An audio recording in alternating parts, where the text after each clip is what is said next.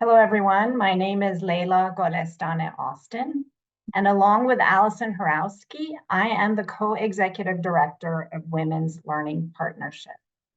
I want to welcome you today to our session on advancing economic justice, partnering for women's economic rights globally. Women's Learning Partnership is a partnership of women's rights organizations across the Global South working together to bring about a just, equitable, and peaceful world where gender equality and women's human rights are realized and protected. Our programs support women to lead movements for gender justice. Through our leadership and advocacy trainings and capacity building support, we empower women to play a significant role in shaping the decisions and policies that impact their daily lives and help find solutions to the complex and interconnected, urgent global challenges such as rising rates of poverty and conflict, climate change, and shrinking or restricted civic spaces. As we all know, women globally face systemic challenges hindering their full economic participation, perpetuating a cycle of poverty and inequity. At Women's Learning Partnership, we center economic empowerment as a key component of women's leadership programming because we know that as long as women do not have equal economic rights, including housing, land, and property rights, and as long as access to the labor market, financial services, and social protection remains unequal, women will not be free to decide their own lives. They will struggle to engage in politics, will remain at greater risk of gender-based violence and exploitation, and will be less likely to assume leadership roles that would allow them to contribute to community building, sustainable development, and peace-building efforts. Today, you will hear from representatives from 4 of our partner organizations in Morocco, Turkey, Nigeria, and Pakistan, who will discuss their work on the critical issue of ensuring economic rights for women through a variety of mechanisms, and explore the link between women's economic autonomy to overcoming other gender inequities. Without further ado, please help me welcome our moderator today. Nadere Shamlou is a board member at Women's Learning Partnership and currently serves as an international development advisor and non-resident fellow at the Atlantic Council here in Washington, D.C. Before that, she worked for over 30 years at the World Bank, where she held positions in economic management, corporate governance, private sector development, financial markets, the environment, and gender. I can't think of anyone better to guide us in this critical discussion on women's empowerment in the Global South. Please, thank you so much, Leila June. I'm delighted and very honored to have been given the opportunity to moderate this session. It's the topic of women and women's economic rights and opportunities is very dear to me and very it's music to my ears that this year the CSW theme is actually about women's economic rights. I'm delighted to be here today. Women's economic rights, the World Bank has a publication that was very much highlighted during this CSW meetings, which is called Women, Business and Law, which measures, or at least which reviews women's economic opportunities across sectors, across countries. 190 countries are involved, or at least are reviewed. And what the interesting finding of this study is that in no country do women have the same rights as men. So it is a global problem. It's a global challenge. Overall, this report finds that women have about 2/3 of rights of those of men, and so it's a challenge for everybody in every country, and no country is free from any kind of hurdles that women face in the economy. I also would like to refer to a study that was conducted by the McKinsey Global Institute in 2020, where they estimated the cost of gender inequality for the world. And this report estimated that if the economic hurdles were removed for women in general, the world GDP, the global GDP, could be increased by $12 trillion by 2025. $12 trillion is an amazingly large number.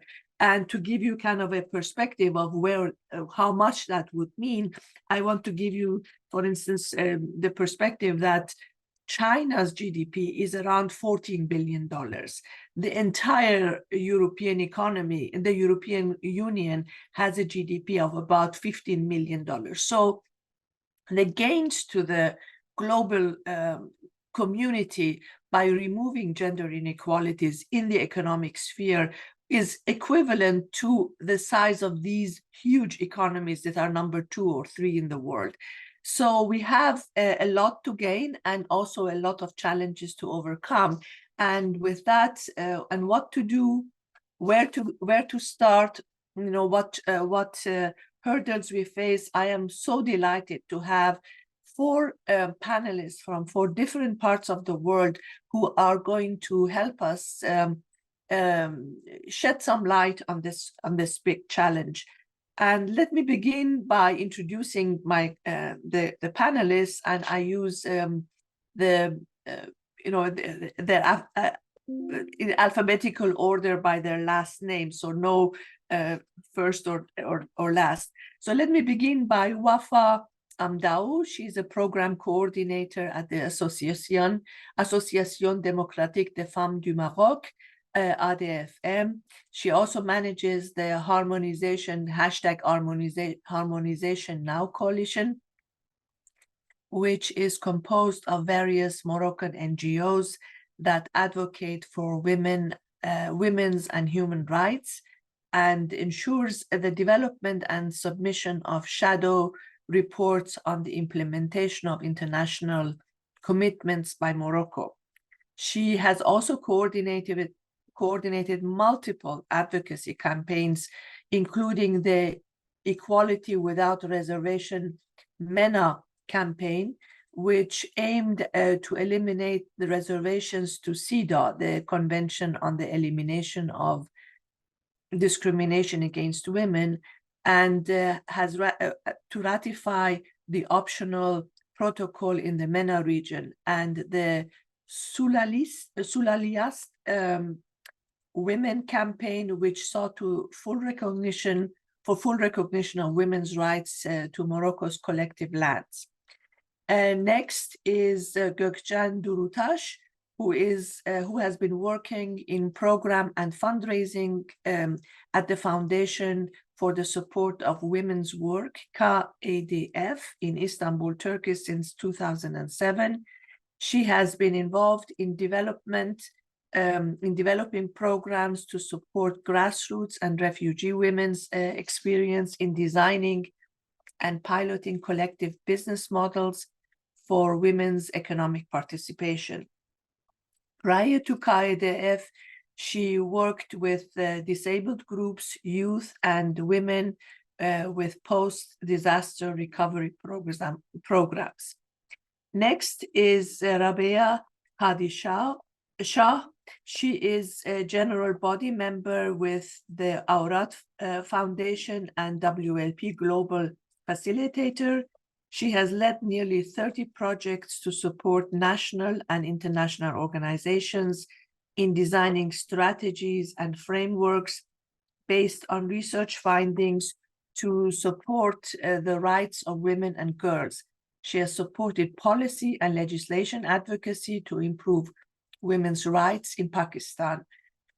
Previously, Rabea worked as psychosocial counselor with the International Rescue Committee and as a visiting faculty, excuse me, faculty in development for gender studies at the Fatima Jinnah Women's University in Rawalpindi. Last, only alphabetically but not least, is Joy Ngwakwe. I hope I pronounced your name right. I apologize if I massacred it. But anyway, Joy is a social entrepreneur and the executive director of the Center for Advancement of Development Rights, CEDAR. She's based in Lagos and has served as regional director for Women's Learning Partnership. CEDAR promotes women's and girls' human rights, increases their capacity to overcome poverty, and strengthens their participation in development and leadership activities in their communities. Joy worked as a women's human rights activist, and which has spanned over 2 decades, during which she has worked with human rights and women's rights organizations as a community mobilizer, women human rights activist, researcher, and training facilitators. She has published articles on women's rights in both local and international journals. So as you can see, we have an exceptionally experienced panel today, and I'm so delighted to welcome you, and please join me in welcoming this panel. What I would like to maybe begin with is to ask a question of all the panelists, and I appreciate if you could keep your comments within 2 to 3 minutes of answering these questions. The first question that I would like to pose to all the panelists is that within the theme of CSW, this year's CSW 68, which is accelerating gender equality and empowerment of women and girls in within poverty alleviation and strengthening institutional and financing for women's issues, what challenges do you see? Do you see as women encountering within the economic systems of your country?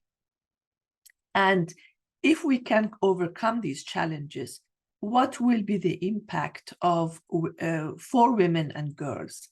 I would like to start maybe with let me see, let me start alphabetically. Let's start with Wafa. Wafa, would you please start the conversation? Thank you. Okay, thank you, Nadira. Okay, so Morocco actually has a big problem when it comes to women's economic empowerment. Actually, according to last year's Global Gender Gap Index, in terms of women economic empowerment, Morocco falls solidly in the bottom 5. Out of 146 countries, Morocco is ranked 141st. So this is quite massive. And according to recent national statistics, the female labor force in Morocco is 19% compared to 70% for men, which means that only 1 out of 5 women in Morocco have jobs compared to almost all the men. So this is a vast disparity between men's and women's economic opportunities, and obviously a huge waste of talent. And but I wanted to share with you a personal observation. I am someone who tends to wake up early, and so I often find myself with the opportunity to observe the world outside my window around 6 a.m. And it's become somewhat of a morning ritual for me to witness the city come to life in the early hours of the day. And so every morning for years now, I've been observing the streets, and I'm just struck by actually seeing women everywhere at 6 a.m. They are on the move everywhere. And what strikes me more is that at 6 a.m., the majority of these women are not heading to formal employment, like in offices or companies or etc. They're heading to informal, to underpaid, and to invisible jobs. They're cleaning, they're cooking for, I don't know, some street food vendor, they're caregiving. And actually they rise at 6 a.m. Not because they choose to, but because they must, because many of them live far from their workplaces. And they need to arrive early to ensure that the spaces they clean are ready for the day ahead. And actually just they're just performing tasks that very often go unrecognized and undervalued. And so this to me is an everyday reminder of the invisible labor that women undertake in very vulnerable conditions and without any kind of social security or social protection for when they retire or when they fall ill or whatever. And of course, all these women, even before they head to work, they invest a huge amount of time and effort in cleaning, in ensuring that the households run smoothly, you know, and which is another massive aspect of invisible and unpaid work. And many of them, and I've observed firsthand how women in my family and in my community, they take their babies to their grandmother's homes early in the morning so they can go to work. And so these grandmothers, I mean, these women who are of a certain age and who continue to take on the childcare duties, these grandmothers too undertake the unpaid care work that enables actually thousands of couples to pursue employment and to contribute to the economy of the country.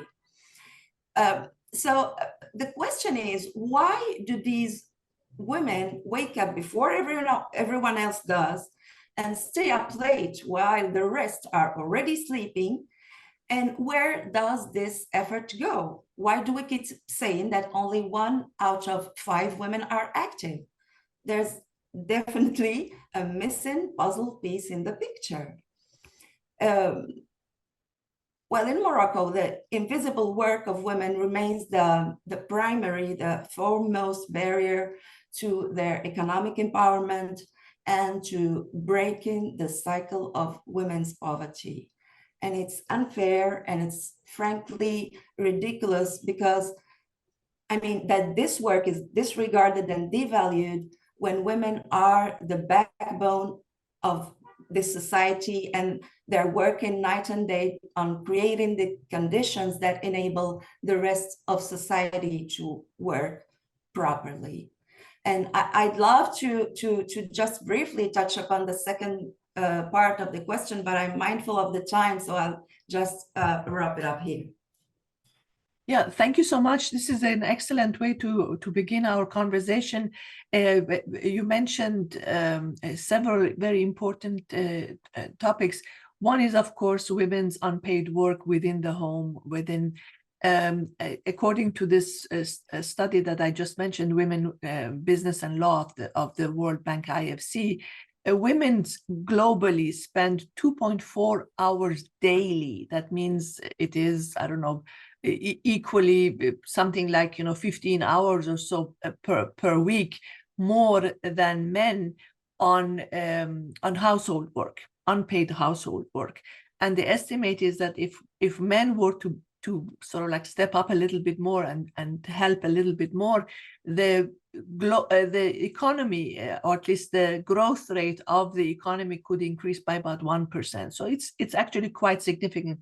Another point that you mentioned is about the sort of like the invisible work that women do as part of the everyday, like I happen to be a grandmother, so I mean the grandmothers, the invisible contribution that women make to the economy so that others can work, so that others can be economically active. And that is, again, goes unnoticed or unmeasured. And I think the third point is that women are I think every economy is undercounting women's labor force participation, work participation. And I think as a result, women's contributions don't get counted as much as it should be. And of course, you know, the whole issue with poverty and so on. I just wanted to mention maybe one interesting statistics, or at least number.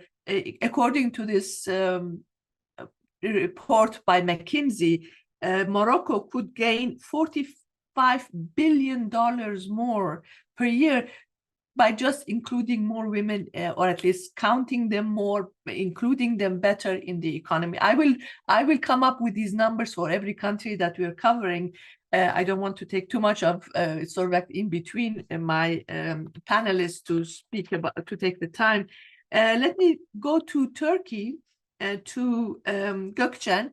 Gökçen, could you elaborate on this topic of what challenges do women encounter within the economic systems of Turkey, and what we can do to overcome these challenges, and what will be the impact of women of overcoming these challenges for women and girls? Do I have? Yes. Many thanks, Nabetta. So I just want to start by saying Turkey's position in the world economy. It's the 20th largest economy right now, and its geopolitical economic influence has been expanding regionally, globally, over the last 2 decades. But on the other hand, following Wafa's example from the World Economic Forum's gender gap, out of that 146 countries, Turkey is ranking 126th. So, and lowest rates are coming from economic participation and economic opportunities. So poverty, although Turkey has been increasing its influence, becoming more powerful, poverty and inequalities are still the key challenges. Giving a latest figure, top 16 billionaires of the country, their wealth is more than the wealth of the poorest 50% of the population. Can you imagine this amount? And having economic, environmental, social factors in the last decade, these challenges have been increasing and leaving disproportionate impacts on women, refugees, and people living in poverty. And just also want to give some numbers as well. So labor force participation and employment of women were respectively 32.8% and 28% in Turkey. And women are more likely to be unemployed compared to men. And even when they do perform paid work, they are more likely to go to informal jobs or jobs without social protection. And these economic inequalities are a result of gender-based division of labor, pushing women, pushing a disproportionate share of care responsibilities on women due to lack of publicly financed care provision systems, limited social protection systems.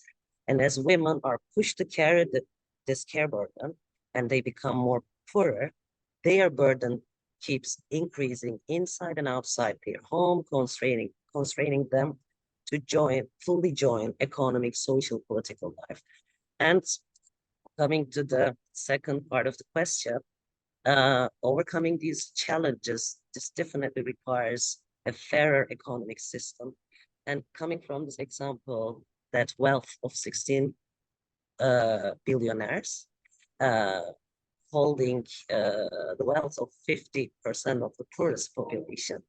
If to challenge this, we need a fair economic system. And for an example, a fairer taxation system can bring $12.5 billion of income. And this is equal to an increase in 47% in health budget, 54% in education budget, 196% of increase in social services budget in Turkey. And with this amount, government of Turkey can invest 12 times more to the Women's Economic Empowerment Program, or this amount can be used to invest to early childcare education, which would facilitate women's access to economic participation. And, we had a massive earthquake in February 2022. Imagine how much this money could be useful to restore lives, revitalize local economies. And finally, in addition, the approach to the economic challenges that we as women face, it's in relation to social exclusion, systematic exclusion that we also face. And advancing women's economic rights will not only ensure jobs for women, this is very critical for ensuring justice and equality for all. Many thanks. Yeah, thank you so much. You raised the important point of income inequality between, within a society, that it is very often very skewed. And of course, women's work contributes to a great extent to bring families from poverty level to middle class level. This is very, very, very essential. When I used to work at the World Bank, of course, we looked very often at the, programs that the country had, and every minister would come and say, we don't have money for this, and we don't have money for that. Particularly, we don't have money for women's programs. I'm talking about maybe 10, 15 years ago. Now the governments have become a little bit better. But then you would find out incredible white elephants in the sense of, projects that were totally ridiculous. But somehow it seemed that there was money for these programs, but not for women's, as you were mentioning, programs that would support women and would really lift them out of poverty. Women are 40% more likely to be poor in their old age than men. I mean, it's a huge, gap between men and women.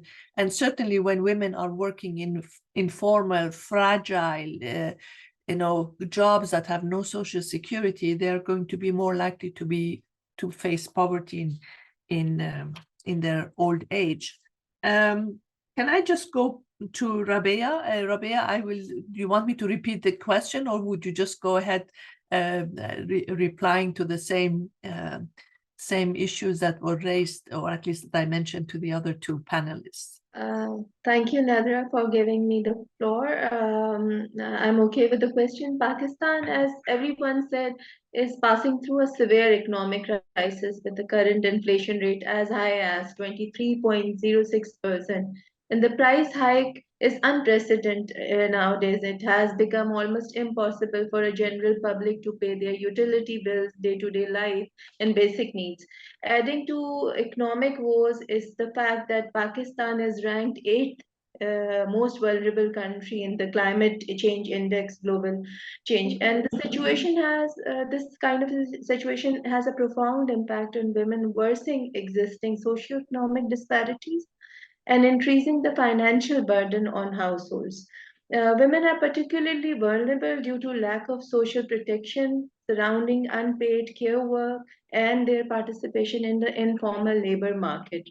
And these rising prices of essential goods and services such as food, fuel, basics, healthcare, disproportionately affect women and children, especially the girl child we have seen through our work, who often bear the primary responsibility of like managing household budgets and caregiving, and they're stretching themselves at the cost of their own health and their mental health, physical health. So that is the key concerns and challenges which we have faced during the different crises in Pakistan.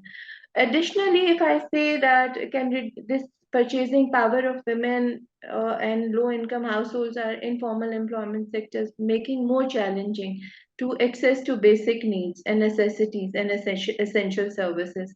And this cycle perpetuates the poverty and inequality, and also limiting women economic opportunities and advancement for social mobility, and increase generally violence against women in the society. There's a lot of displacement happened during the flood times, also the climate dystrophy, and we have faced that how women and children and girl child has been affected.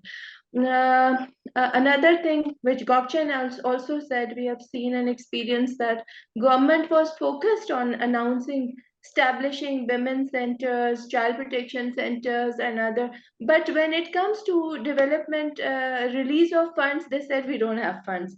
They open up, they announce, they give you funds, and they put a austerity on certain things that you can't buy these things. So what we can do with that funds if that's not in a true sense? So and in the picture you can see, but actually you can't spend it or utilize it on them. On the other hand, the central challenges within Pakistan, I feel that economic landscape is gender disparity in excess of education and employment opportunities. We still prefer that a boy can go to school and less preference given to the girl child, which also deprived her from the mainstream economic opportunities. And because of illiteracy or lack of education, she has less opportunities in the formal job market also. Then there's a disparity in definitely in job income, in disparity in the income also between men and women. And also we have seen that challenges faced by Pakistani women in terms of property rights. You can say in the traditional rule, they don't have access to their properties and the financial accounts or inheriting rights what they have, but they don't have a control on the financial resources, which also has a main reason in making it difficult for them to secure loans or start businesses. And many of the Pakistani women, unfortunately, they're not the registered citizen, which was one of the reasons that they can't access to economic opportunities or get benefit from social protection system. And I feel that if we can overcome all these challenges, we can bring economic stability for themselves and the family and greater participation in decision making. And overall, they can better contribute in the economy of Pakistan. Yeah.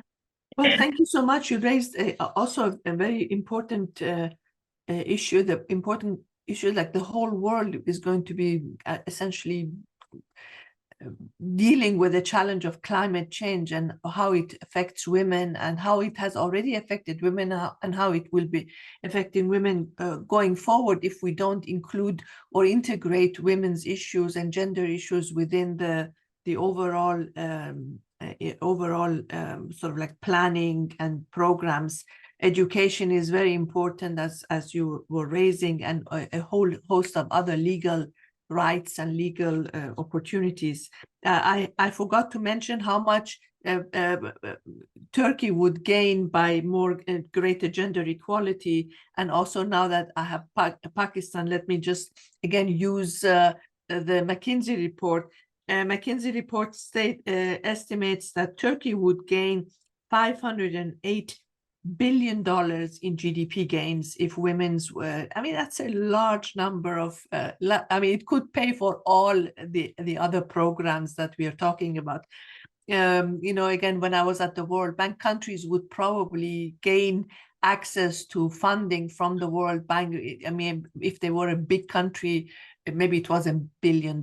So we are talking here about per year. And here we're talking about $500 billion of gain if women were more integrated into the economy. And for Pakistan, the number is 30 billion.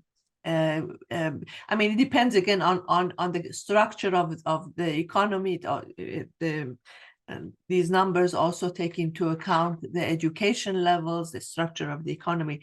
And before I turn to Joy, for Nigeria, the number is $230 billion, which is also a huge amount of, a huge number. So by integrating women better, by taking away the huge challenges that they face on a daily basis, all of these countries could make great gains, and that could partly go to the women and girls, but then also partly go to the men as well. So Joy, what are the challenges that women encounter in Nigeria, and what can be done to overcome these challenges, and how can women gain from these? I turn to you. All right, thank you, Nadara. I'd just like to, talking about Nigeria, throw a little light on budgets itself, and then the budgetary processes. These things, the budget of every nation has a way of determining a lot of things. It determines which areas that the country will focus on. And most times, women's issues, women's programs, things that will close gender gaps are often ignored. And so to buttress this a little, I want to quote a particular report that was published by one of the online newspapers late December of last year. And I quote, it said, according to a report in Premium Times, a Nigeria-based media organization, less than 1% of the 27.5 trillion total budget of Nigeria is dedicated, less than 1% is dedicated to women's economic empowerment. And the report also noted that in 2024 budget, only 107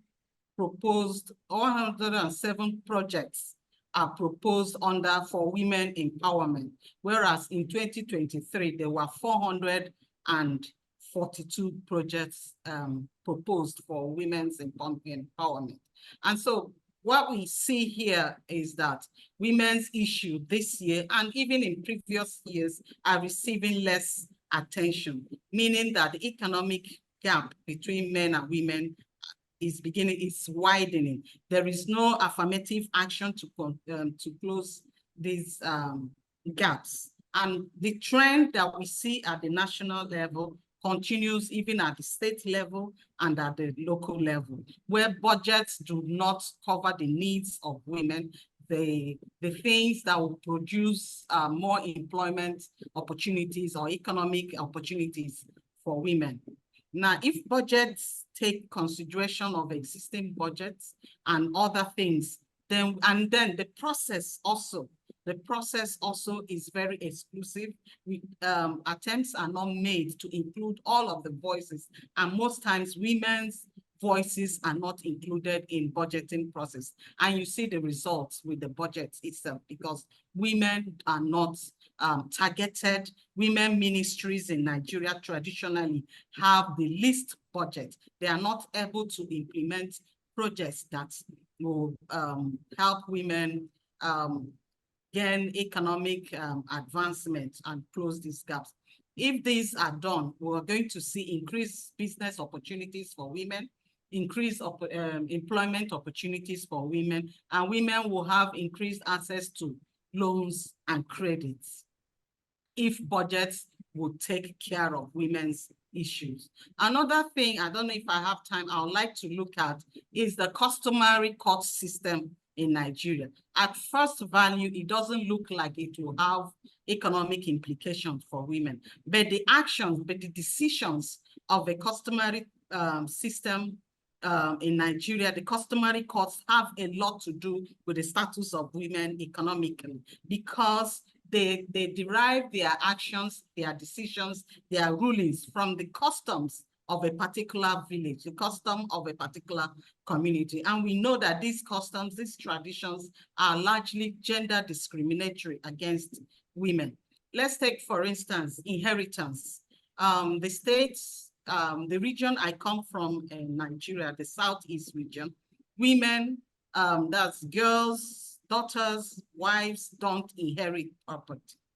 And so if you go to a customary court to seek property, to seek inheritance, you're going to be denied. You're not going to receive the kind of answer you need. And that's after the woman especially would have contributed to purchasing property, raising, gaining land, property, houses, and so on. If the man dies and if she does not have a male child, that property automatically goes to the maybe the brother, the man's brother, leaving the woman and the children destitute.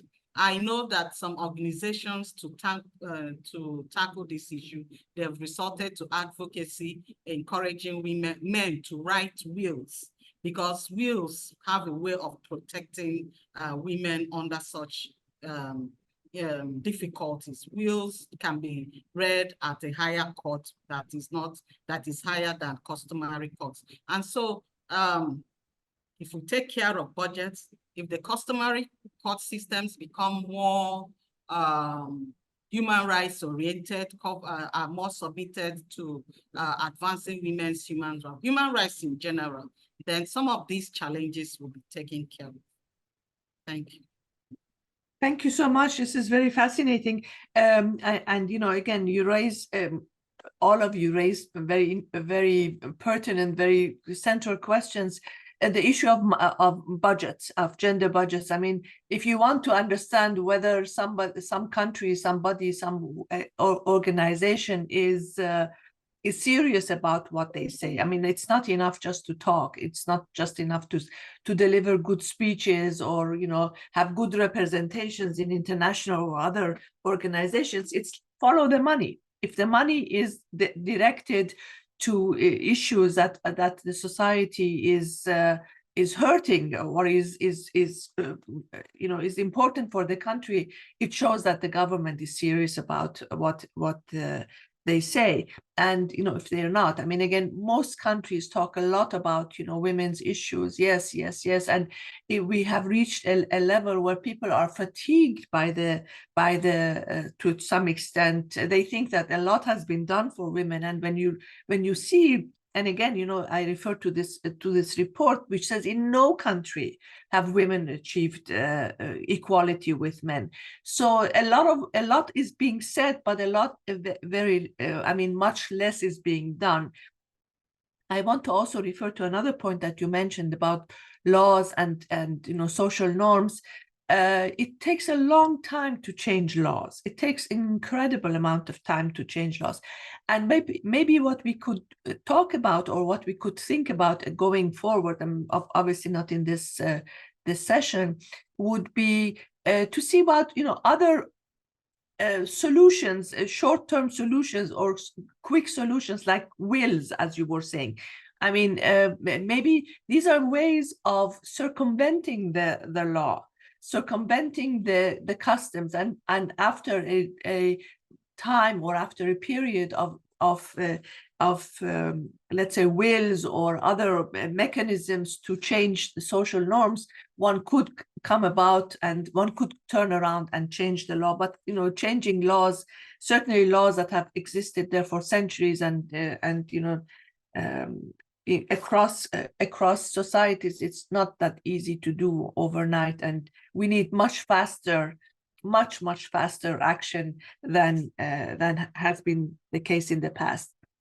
For the second round of involvement of my outstanding panelists, I would like to talk about the strategies that CSOs, the civil society organizations, can use and what they're doing. And I would like to give everybody about maybe 4 to 5 minutes, not longer. Let me begin. Let me turn around or move around the panels, the panel members a little bit. So let me turn to Gökçen. In KDF, you have helped launch an incredible women's cooperative model in Turkey, and there are now over 700 such cooperatives, if I understand it correctly. Can you tell us a little bit more about these women cooperatives and how they promote collaboration and collaborative actions and feminist participation in economic life? Of course, that's a pleasure. So the journey started at the beginning of 2000s when we, as KDF, saw the women's cooperatives as a way, as a model to consolidate women's power. And we're now working, like you mentioned, we're working now with 700 women's cooperatives across country, and they're operating in various sectors, including agriculture, food processing, early childcare and education, elderly care, and tourism services, handicrafts, and many others. And in this process, we became a go-to organization, a resource center for women's cooperatives. And of course, in this process, we have developed various types of programs and services for the women's cooperatives. Very briefly, I'm going to talk about them. One, we provide training, one-to-one technical support and consultancy to those women's groups that are willing to establish their own women's cooperatives, or existing ones that are facing challenges or want to expand their services, or they want to engage with more women. And as a partnership, a women's learning partnership, we do have various curriculums for collective leadership building and movement building, and those joint programs are actually the backbone of this process, where women come together, build their collective leadership skills, and take their joint actions. And I just want to mention that. And second program service area is we work with women's cooperatives around movement building, networking. So we bring them together within clusters, sectoral clusters or regional clusters, or we bring them together with their counterparts inside and outside the country. And in this process, we supported the establishment of the National Union of the Women's Cooperatives. Right now, we are running the secretariat. Another third program service area is institutional capacity building. We work with these women's cooperatives to develop their own strategic plan, to work on their budgeting. We provide some program materials, programmatic support, expertise, and we also work with them around legal responsibilities like audit. And another important area is economic empowerment. We do research and development activities. We do feasibility studies to work with these women groups to find the best investment areas in their own local environments. So we develop pilot business model for women's collective income generation. And we work with existing women's cooperatives for their business scale up, to invest in new areas or develop their products for accessing bigger markets. And we provide also support to access markets. This can be facilitating them to sell their products directly to consumers, or sometimes this is bringing women's cooperatives together with corporate customers. And another key area is around advocacy. Women's cooperatives creating social and economic benefits for their communities. This is a very intersectional model for different policy areas. So advocacy is a very integral part of our work. So we work with these women's cooperatives, engage with decision makers at national, international, local levels to help them to influence policies and decisions to create a better environment for women's cooperatives themselves, which is women's also for women's empowerment. And we also support women's cooperatives engagement with networks that we're a member to, like Women's Learning Partnership and other platforms where we could amplify women's voices at the international level. And in this process, women's cooperatives became an opportunity to formally register women-owned grassroots initiatives as autonomous organizations. In this process, they start organizing, implementing public activities, they start handling money and assets, they manage their own affairs, and through the platform provided by the women, by these cooperatives, women develop their leadership, business negotiation skills, they engage with decision makers, they negotiate their rights, they demand changes in the law and policies and resource allocation to enable them to exercise those rights. It's very briefly. Many thanks. Just a quick question, a follow-up question. These are mostly for Turkish or grassroots groups, or also these are also for the refugees, or either or both. What is Both. because Turkey has one of the largest refugee Exactly. populations. Yeah. Exactly. So women's cooperatives, it's a mixed. Any women can be a member to a women's cooperative. When we try to engage with refugees for their integration into the labor market, for better integration into the society. So legally, since they have a status, they can become a legal member to women's cooperatives. And in our experience, refugee women can also become a member to women's cooperatives, and they work together, local and refugee women. Yeah. Well, thank you so much. Very interesting and very impactful and very broad-based. 700 is a very impressive number. Thank you so much. Joy, can I turn to you this time? And if you could talk about empowering women in Nigeria and how to make them feel more confident about themselves, and how to help them or facilitate helping them to participate more in public life, so that they can take advantage of not only advancing their economic opportunities, but then also advocating for policy changes or for economic or a fairer economic system. So if you could perhaps tell us a little bit about your activities in that domain.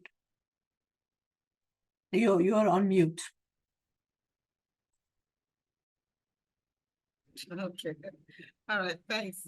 Yes, we started off our economic empowerment project working in local communities, poor communities, where a large number of women don't work, and most of them don't have any level of education, so they can't even seek employment. So our strategy was to get them to decide what kind of skill they want to gain.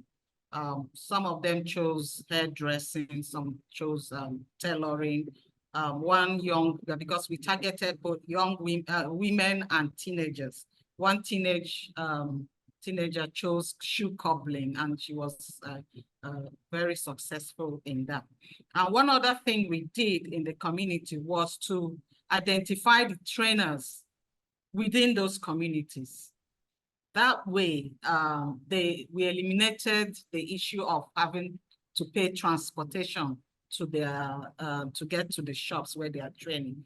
And it also made sure that a large number of the community members were involved in that project, and they supported it. And it kind of made sure that the project was highly successful, because sometimes we placed a call to the trainers during the monitoring to find out how the trainer is doing. Sometimes we call the trainees themselves to find out how they are doing and whether they need anything. And so that was like a support system coming from the community members themselves. And then we took it a little further. After they had gained skills, and a number of them used that skills, and they are still using it, making clothes and so on. It enabled a number of them to exit violent relationships, and they can now take care of themselves. But then we took it a little further by engaging them, involving them in our leadership and human rights training. That was aimed at building their confidence, resilience, and the ability to defend themselves when there are challenges attacking their businesses. So in those trainings, we also have WhatsApp groups. So even after the training, they have a support system. They have support of other trainees, so they can share their challenges, their needs, their success stories with one another. And going forward, I've seen instances where someone needed help in one area, and she shared it there, and someone said, okay, I have someone who can help you. And they also can share sell their products to a larger audience that they now have because they are connected to a larger community. And one thing is that once you go through this training, you are always a member of our network.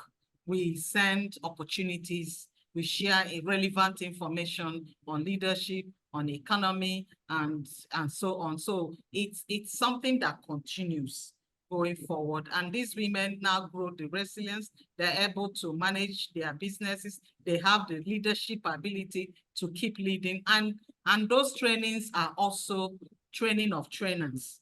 And so they also train others in their maybe family members, friends, and so on. And so it's always going forward. Yeah, thank you. It's always, I was talking to some people at last week at CSW, and it's amazing sometimes and very kind of energizing to see. I mean, this other entity was talking to me about the progression that women make in first being very shy and very sort of like, you know, reserved, to being really very outgoing and very expressive in their and eloquent in their demands. And I'm sure that you have seen this multiple times and many times. Certainly it's very, very critical. Let me turn to, I'm just a bit mindful of timing. Let me turn to Wafa. You know, Morocco did a very, took a very important step in modifying and in modernizing its family law and family code. How has that impacted women's labor force participation or economic participation? And how is ADFM, the Association Démocratique des Femmes du Maroc, working with different groups in Morocco to pass legal reforms and shift cultural norms? You mentioned that you see all of these women going to, you know, rushing to go to work, but nonetheless, still, you know, not enough. How do you, what do you do to shift cultural norms to promote women's economic empowerment and security? Thank you. I think you are on mute.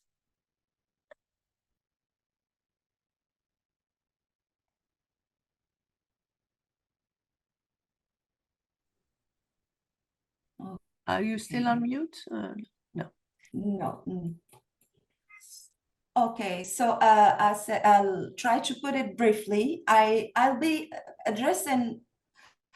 focusing on how the legal barriers within the family law system in Morocco pose challenges to women's economic independence, because the link is not obvious. And so I'll try to explain why it is a problem to have this discrimination in the family law system when it comes to women's economic empowerment, and how. In Morocco, the family law is problematic in that it operates under the assumption that the husband is the sole provider. It's actually the concept of qiwama. It's a term that is deeply rooted in Islamic jurisprudence, and it serves as the underlying philosophy behind the Moroccan family code. Qiwama traditionally refers to the husband's role as the protector and provider for the family. And qiwama actually carries connotation of care and responsibility, but in the context of the Moroccan family law, it leads to a one-sided view of the family dynamics. And it actually sets the stage for the discriminatory aspects of the family code. Let's take, for instance, the issue of inheritance. The family law grants daughters of a deceased father half the share that the sons receive. So just picture countless talented female artists or artisans or entrepreneurs receiving a fraction of what their brothers get. So this creates an immediate financial gap between these sisters and brothers and between men and women. Another barrier to equality is the child marriage in the family law, because the law still allows child marriage. It's a devastating practice that affects girls. And according to UNICEF, 14% of girls in Morocco are married before their 18th birthday, and 1% are married before the age of 15. And in early 2020, the Moroccan Minister of Justice announced that 32,000 requests for marriage to children were submitted, and that 81% of them were approved. So girls that are forced into marriage, they lose their education, they lose the dreams, they lose any chance for a career, and they become trapped in poverty with very limited prospects, economic prospects. When we all know that education is key to financial independence, and the law just denies girls this crucial stepping stone.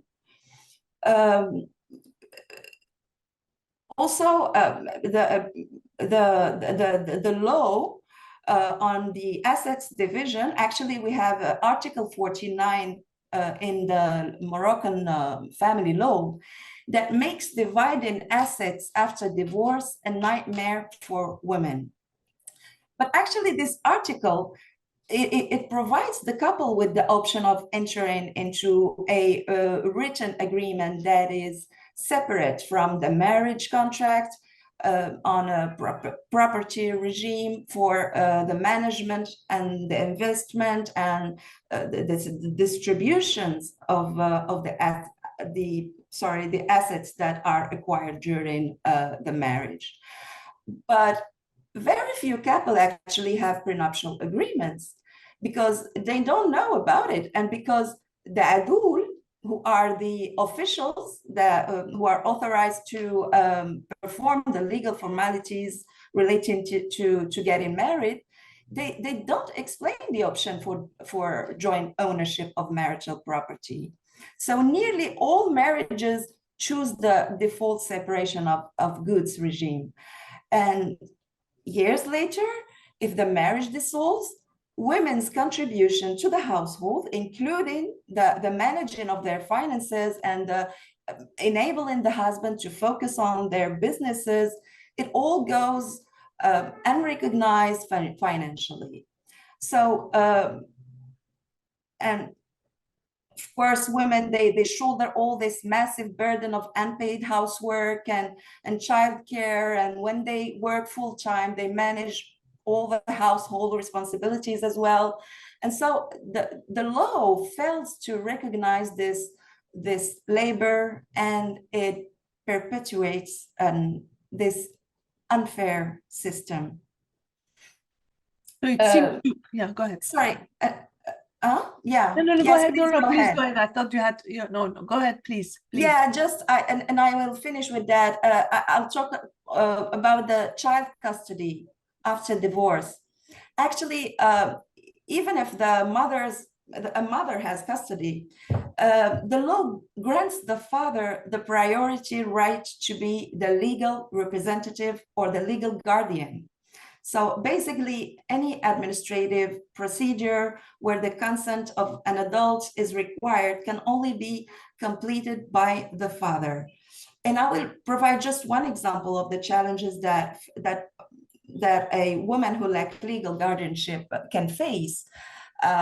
For instance, if she changes jobs and she just wants her son to switch schools to be closer to her new workplace, just in another neighborhood, she needs her ex-husband's consent, let alone relocating to another city or another country to work. So how can this woman grow professionally when she's literally forced to remain stuck in one place? What I'm saying is, and I will be wrapping with that, hopefully I didn't go over my time too much. that by limiting women's access to capital, inheritance, fair property division, the family law, it hinders their ability to participate fully in the economy and deprives women from economic empowerment, and which also incurs a cost to society in the form of lower productivity. And actually, my organization is advocating for the reform, for the exhaustive reform, how do we call it? Okay, for the reform of the family law, and this is an ongoing reform, and hopefully our decision makers are aware of all these challenges. And thank you. Sorry. Yeah, no, thank you so much. These are very, very insightful comments about, really what women face, as a first order hindrances, much less, once they go out and there's discrimination in the workplace. But one of the things that you mentioned, and I think I also referred to what Joy was saying, is that there are possibilities for women to negotiate in advance. For instance, in the case that that Joy was mentioning about will, forcing their husbands to have a will, or for instance here negotiating for women to at least clarify some of these, the separation of rights and of entitlements within the marriage. So anyway, it perhaps also it's important for women to be more aware, more forceful about really, and for doing what they can at least do legally so far. Let me turn to Rabea, because we are, I think, running a little bit out of time. Let me turn to Rabea and say, and ask you, you mentioned that women are particularly vulnerable with respect to social protection, and because of lack of social protection, they're very vulnerable, and of course the excessive care work that they have to perform. Can you share a little bit more about what Aurat Foundation has worked or has done with different communities in Pakistan to strengthen the access of women to financial institution and financial systems? Over to you. Thank you, Nedra. My apologies, the net strength is not good, so I turned off my video. I will explain how this, the Aurat leadership from the beginning believes that women political participation and access to knowledge, resources and institutions leads to economic empowerment. And it is because of the same reason that we as an organization were focused on women economic empowerment is always an objective, and sometimes directly part of overall AF initiatives. For example, when we have started the CNIC registration, that was a strategic move, because through that registration and as a registered citizens, we connect men and women both within economic initiatives of the government, and especially women, with the largest social protection program, Benazir Income Support Program, which was started with the vision of again a women prime minister, that was a condition that this grant or this protection money was given to women, and women has to be registered. So strategically they have registered all their women to get the money. So men are compelled to do that. So that was one of the strategic move, and AF was involved in the entire design with the political leadership that time. Secondly, with the labor unions, I say, or with the factory workers, recently what we have done in a recent project, we have done that we develop their capacities, connect with the CBA's collective bargaining agents, also help them opening up their accounts so they can have control over the resources, they can save some amount of money for themselves, for their children. Then also we have worked with home-based workers workers is one of the examples where we organize the women from the informal economy, as well as move the policy legislation parallel. So now we have the policy for the home-based workers. They've been registered with the social security system, and the entire canvas has been changed because the issues they've been connected to health facility. Their children are going for education, and so they're availing the entire facility. Another example, I must say, the reserve seats, which always AF advocate for women, the bringing voices in the parliament, that was a strategic move. And then those women brought many legislations which help in the economic empowerment of women in the country. And they brought and introduced different schemes.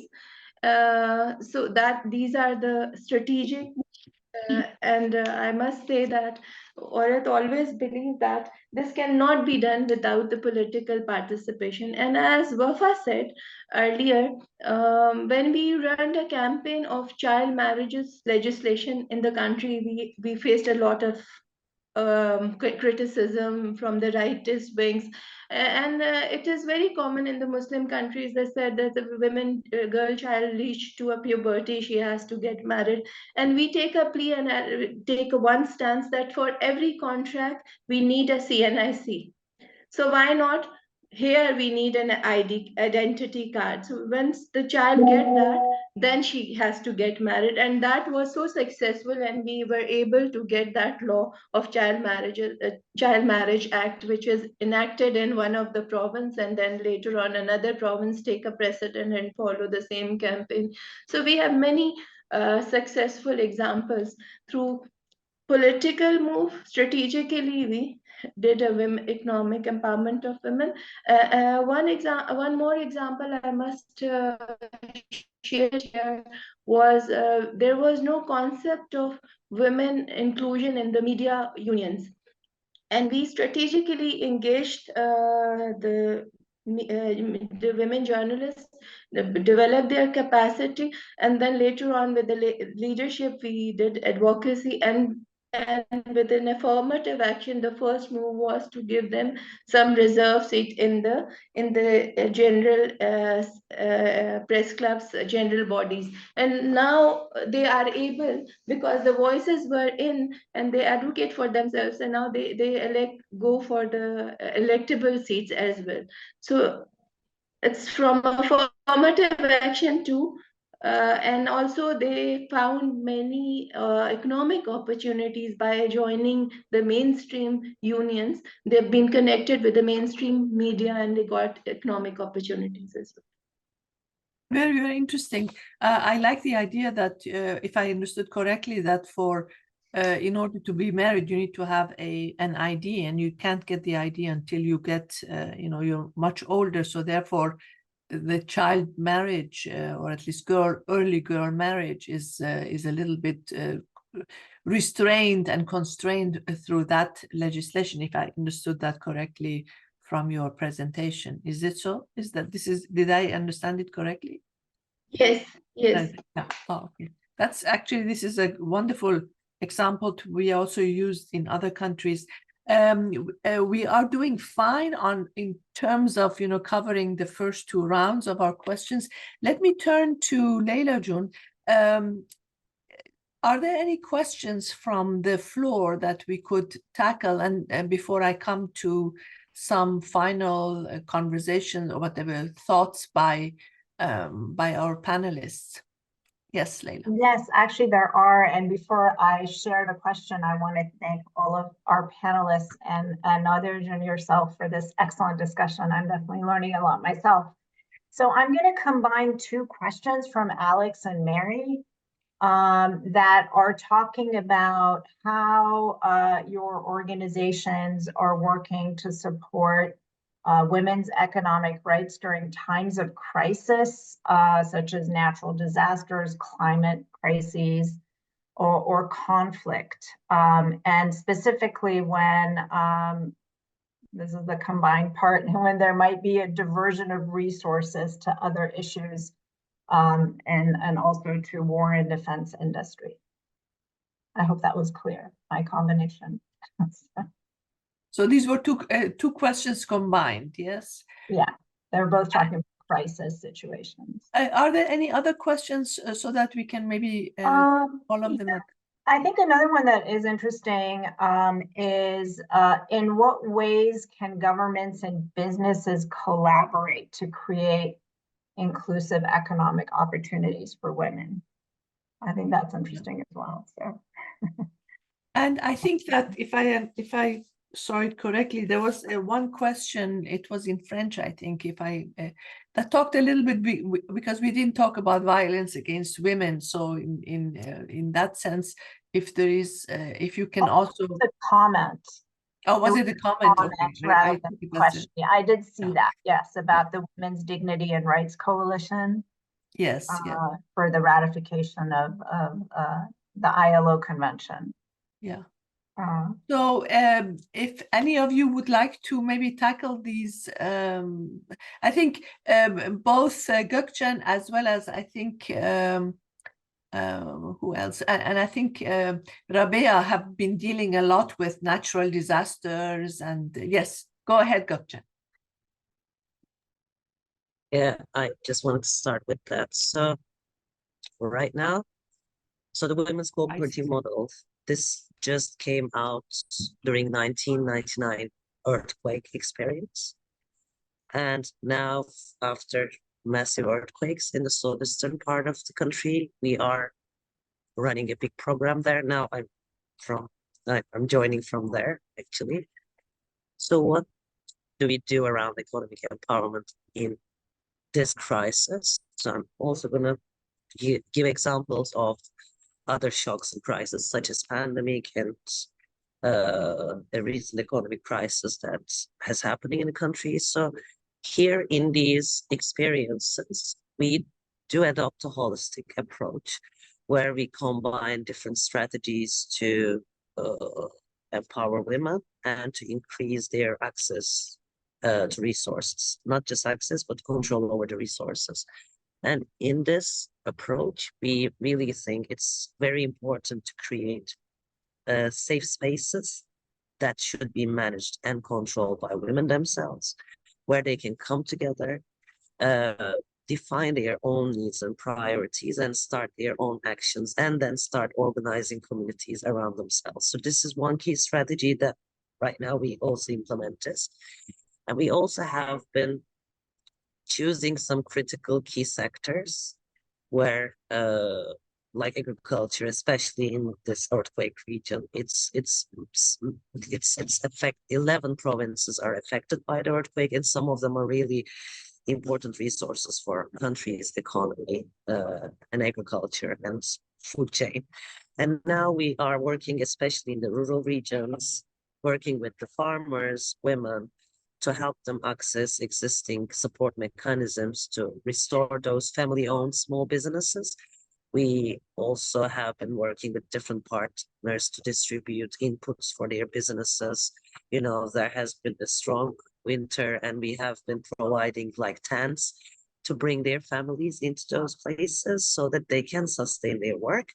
And meantime, we are trying to connect them with the markets. So this is just a very quick example from our very concrete experience, very recent one. Thank you so much. Rabea, would you like to add some to, or at least provide some answers to this question that was posed about how do we manage crises of all sorts? I know that Pakistan had this problem with floods and so on. If you go on.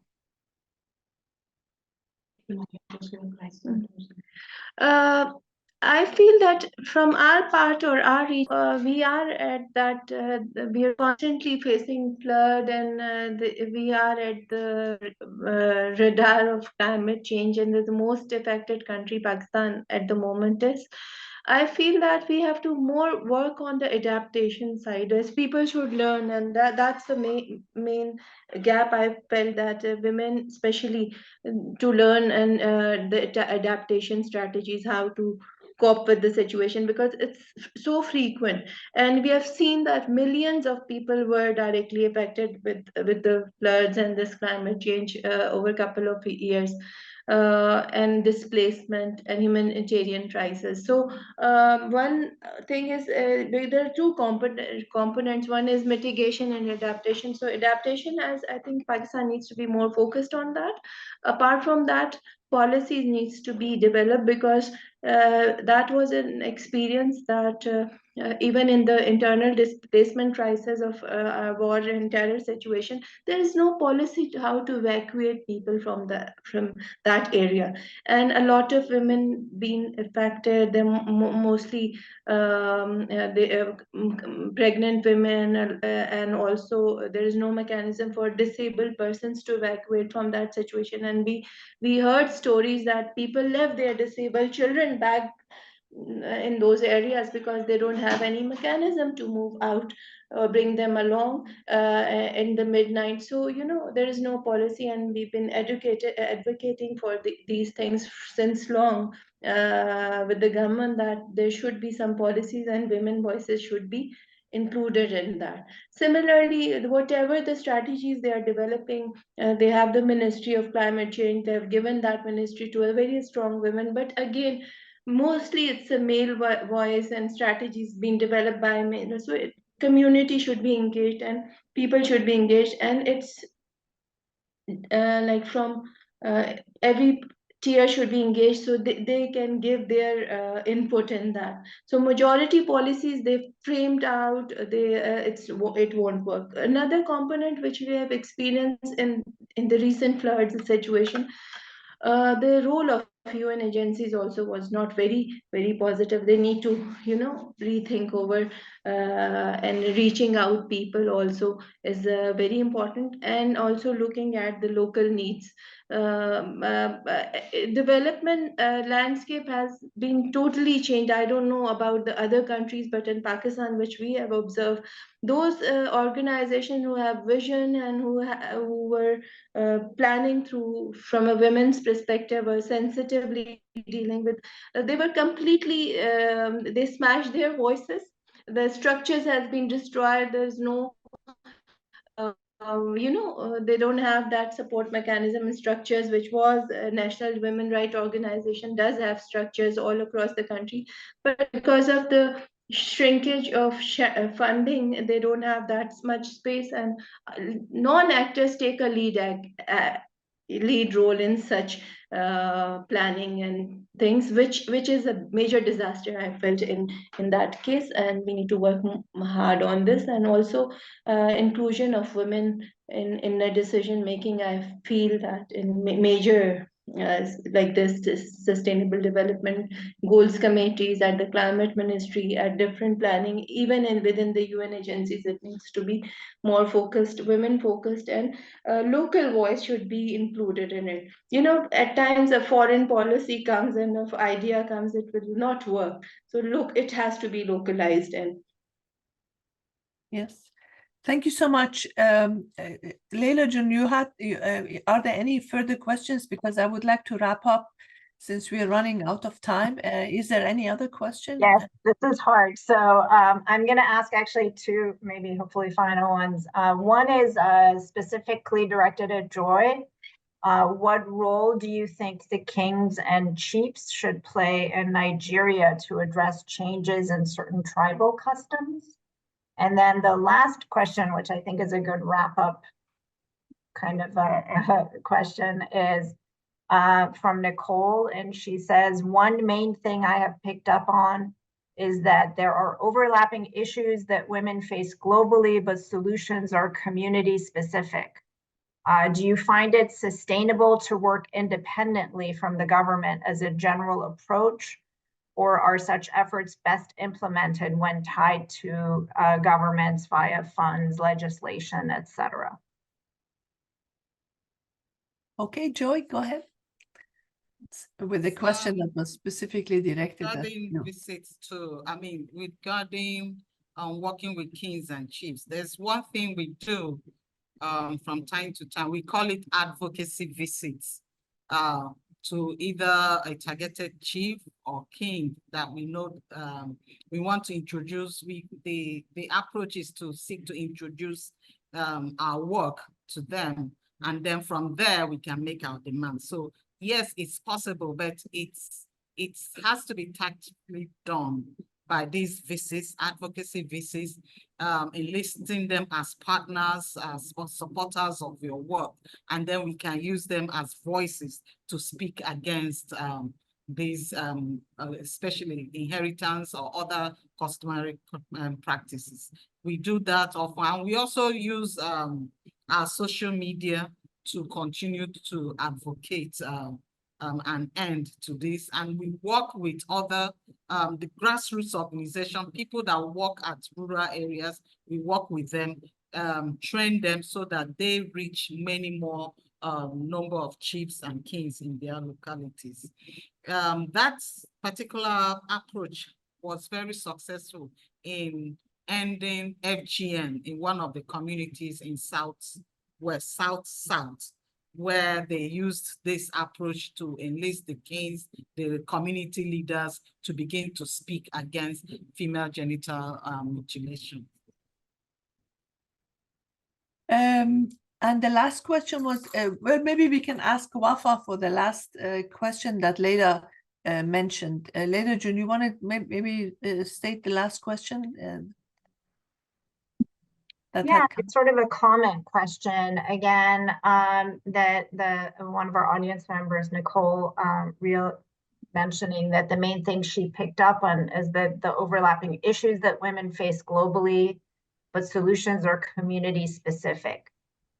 Do you all find it sustainable to work independently from the government as a general approach, or do we need to work with governments through funds and legislation and other means? Well, obviously, engaging governments in empowering women economically is crucial, because the governments have the authority to formulate and implement the policies that impact women's economic opportunity. And they control the budgets and the resources that are directed towards these initiatives.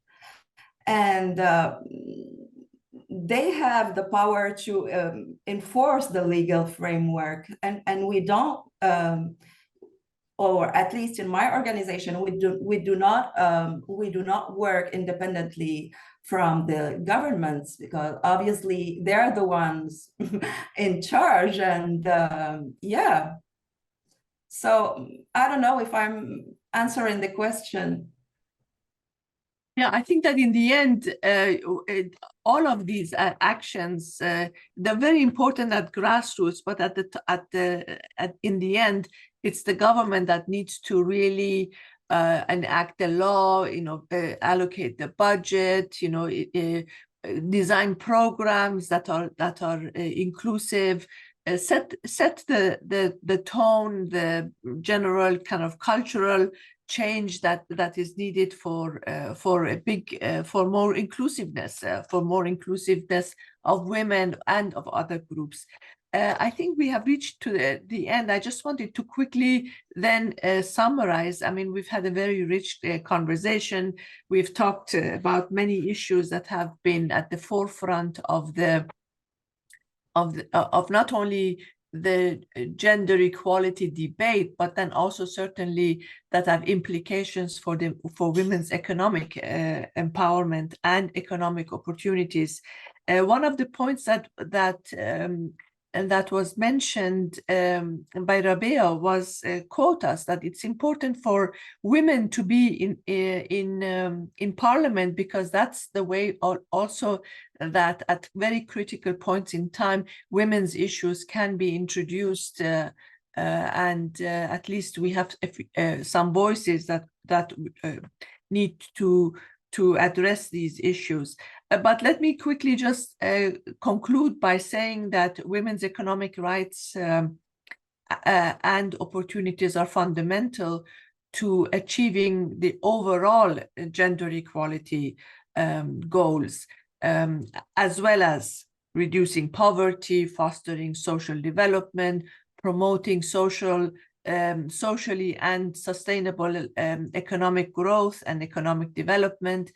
And all of these efforts, all of these actions, or all of, I mean, I can go on and on, from education to health to violence and so on. They all need to be tackled. It's multidimensional, cross-sectional. They are, you know, across times, across religions, across cultures, and they can only be achieved by strengthening the ties between different the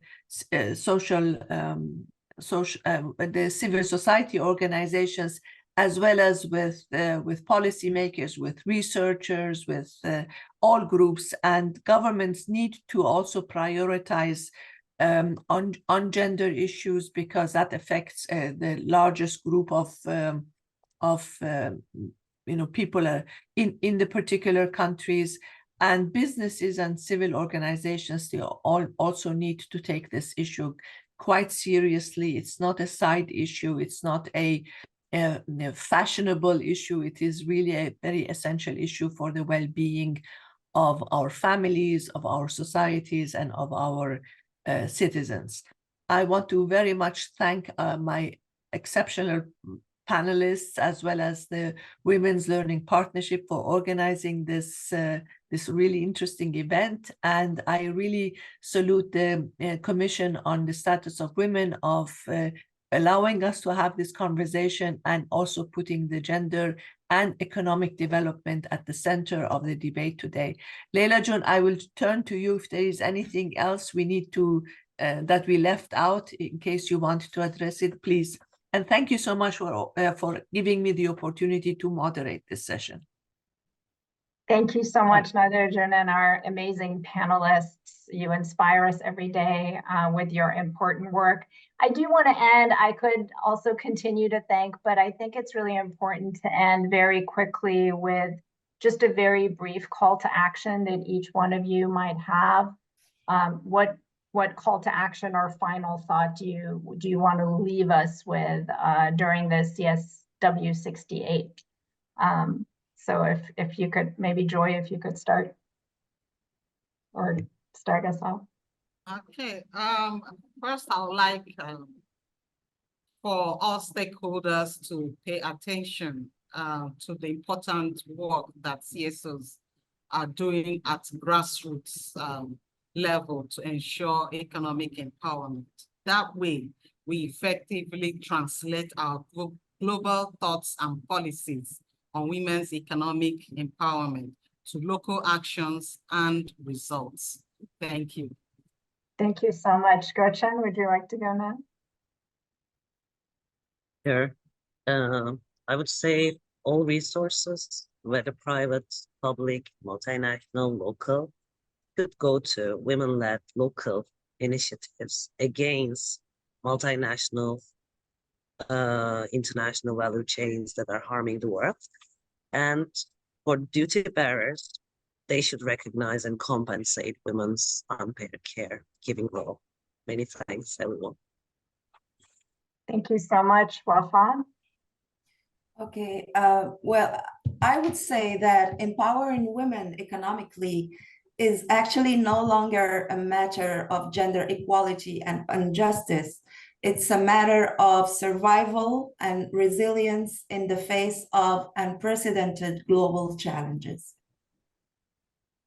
Thank you so much. And last but not least, Rabia.